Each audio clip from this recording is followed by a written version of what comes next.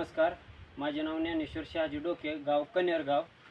हा plot 15 August 2024 या रोजी लावण्यात आलेला आहे.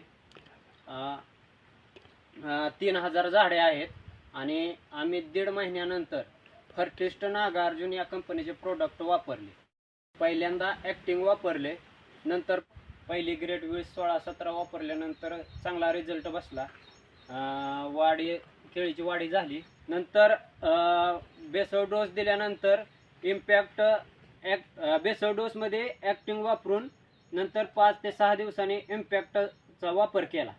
त्यामुळे वाढ चांगली होऊन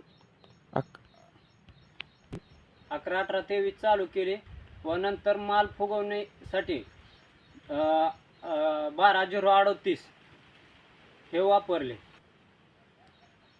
3000 झाडामध्ये कमीत कमी 75 टनाच्या पुढे ॲव्हरेज निघले आहे.